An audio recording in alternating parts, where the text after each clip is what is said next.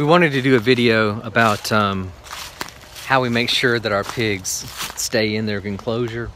We've had pigs for going on 20 years now, and one of the worst possible things that you can have happen is to either wake up and they're gone, to look out in your yard and they're out, or worst of all, to be away from home and have a neighbor call you and say, hey, I think your pigs are out, and not have any way to do anything about it whatsoever. So these are just some things that we've done over the years, developed, I guess you could say, to make sure that when you're not here that they stay penned up. So we use cattle panels to keep our pigs in, and that's good, and we move our panels around, as you may have seen in another one of our videos. But in the middle of these panels, these are 16-foot panels, they tend to get a little loose, and they're anchored on each end. There's an anchor there, and there's a place where they're connected there. But the longer the span that you have, the lighter these things will become in the middle. So what we use are these red posts, and I believe they're for electric fencing. But you can see that they're thin in diameter, but they're metal, and they're about, I don't know, about 42 inches long. And what we'll do, and you can see the more you use them, the more gnarly these anchors get. And so we toss them into a pile and to be reused later. And what we use them for is we will come back to these points like I was just talking about within the cattle panels. And you can see this one here. We'll actually drive it into the ground and then bend it over.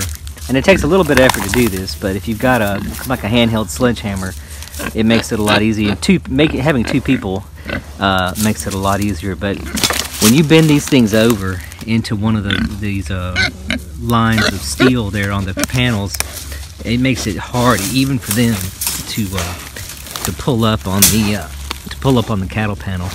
I've got the pig chewing on my finger right now. So we'll do that at all the places that we deem are the weak spots. Now it does make it a little bit of a pain sometimes, because we like to move our panels as we've shown in other videos. So you do have to get these up, and sometimes the little anchors, the little diamond shaped anchors that are on the bottom of them will actually come off, and all you're left with is just a rod. But that's okay too, that seems to work just as well. I might go a little deeper into the ground with those, but they do a good job at holding these panels down, because like I said, when these hogs get 250 pounds, they'll just, if they can, they'll get their nose up under that bottom rung down there, and they'll just lift the whole panel up, and all three of them will walk out. And that's what they did a few weeks ago, actually, and we could see the actual spot where they lifted it up. So I guess the first thing that we do, or you should always do, is to make sure that they've always got plenty of food and water. This is about a 50-gallon barrel of water, and there's the leaves getting in the bottom there, but you can see the outlet there at the bottom. This is about, they've drank this down about halfway. It takes about a week and a half for these three pigs to empty this barrel, and that's with a little bit of waste too, because they'll waste it. You can see the nipple there, and him getting, or her getting, some of it, and that's all they need to drink on all day long. We used to go through terrible fits with, having a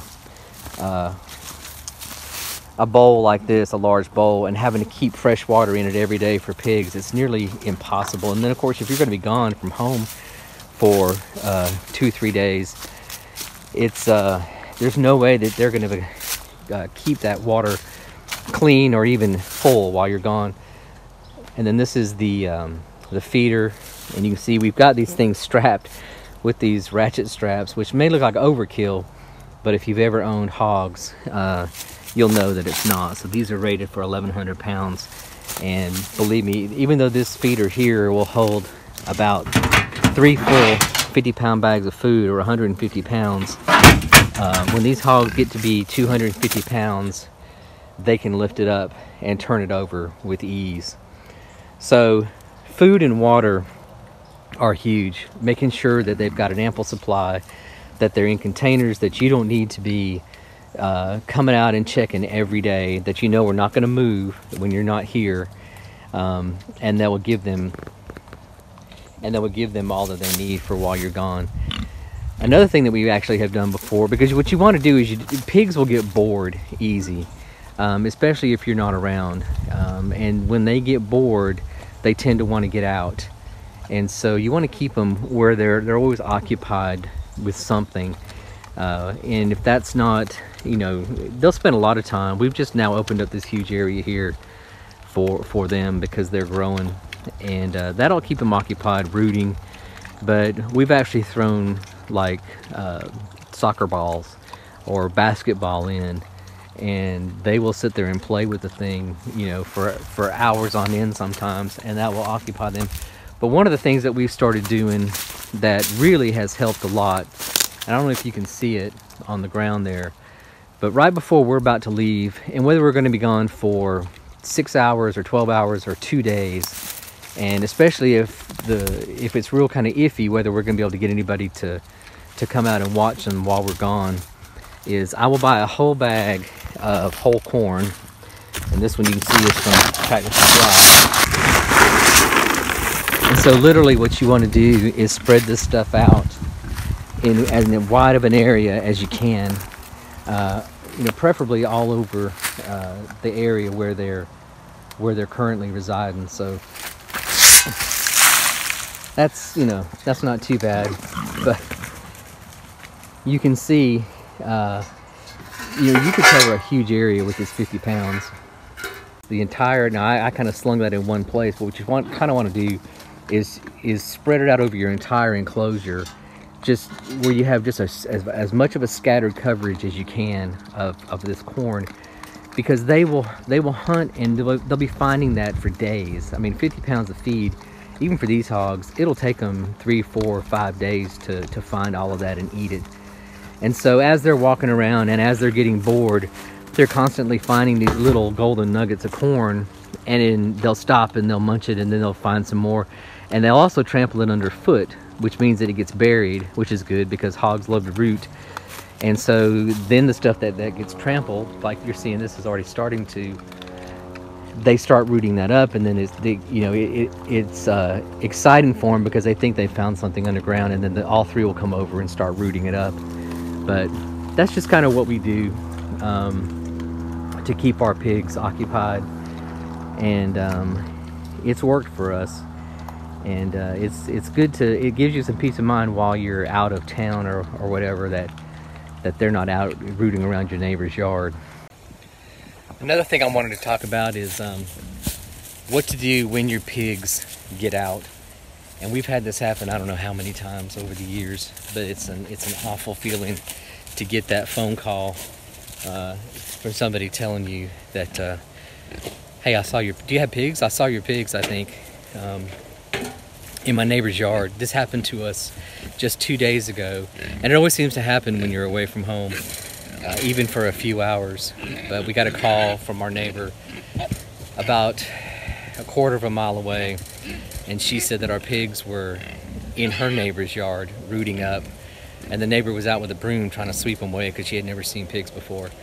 But and then the last she saw, they were headed on down the road towards the mailboxes. So one of the things, you know, fortunately this time we came down our road, which is a long private road, and sure enough there's all three of them in the middle of the road, but they were still a good 1,800 feet from their pen. So, you know, how do you get pigs back into the pen, or how do you get pigs to follow you? It really starts with us. It starts when you get them as piglets. You want to start training them from day one to come to you, or to know that when you make a certain sound, that, you know, there's good stuff waiting for them at the other end. And so every time I'll bring out table scraps for them, every time we'll bring out food for them, you call them with the same call. And what we'll do is we have this this is actually a stainless steel milking bucket that kind of doubles when we're milking a cow. But it's a 2-gallon, and we'll put all of our table scraps in there. And when we come out of the house, we start calling the pigs as soon as we come out of the house, and we'll jingle this. You jingle that handle, and you can see their reaction when you do that. So this basically you're training them this sound, which is a loud sound that carries a long way, that they want to come to you when they hear that sound. And so if your pigs ever get out, we just start walking around. We'll call them. We'll use the call that we use, and we'll also start banging their feed thing here. And another thing we've actually learned, we've started doing, is there's sound bites on the internet, on YouTube, and one of them is an hour-long sound of hogs just playing or just walking around and snorting. And we'll actually play that on our car stereo as loud as we can, and it echoes through the woods where we live. And that has actually brought them up more than once. And then you can use, like I said, the feed bucket here to call them with and to bang on. And the last time they got out, which was a couple days ago, from the time that we discovered them, 1,800 feet down the road from their pen, to the time we got them back in their gate was probably 5 minutes, because doing what I just described, they just followed us directly all the way down our road. Here we're walking 3 pigs down the road, and they walked directly into their pen, and we locked them back up, and everything was over, thankfully. So I'll show you how, with the kind of the routine with banging this noise and then dumping it into their pen that's in the hog catch that we use. Peek, peek, peek, peek.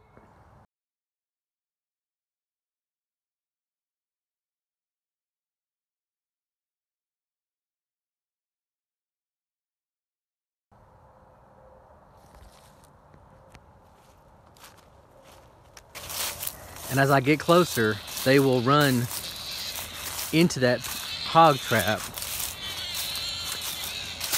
There they go. Because they know that's where they're going to get fed at.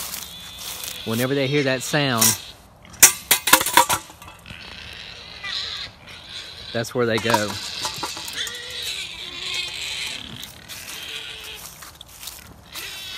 And they get very excited too.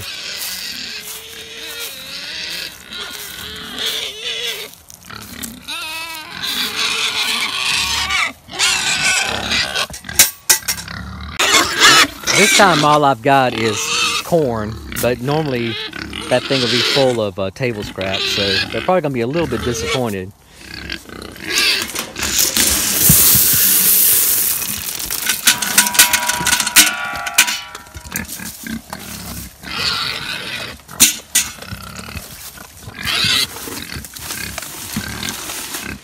But I try to make as much noise as possible with all the sounds of the lid and the clanking of the can, because that'll carry, like I said, through these woods if we ever needed them to come back in a hurry. And since we've had these pigs about 2.5 months now, they've gotten out at least twice, and that's the way that we've gotten them back. That and playing the pig sounds on the radio, believe it or not. So I just want to make this video and talk about not just how to pin, the best way to pin them up and to keep them pinned up, but if they do get out, how you can train them from day one to learn to go back in. So thank you.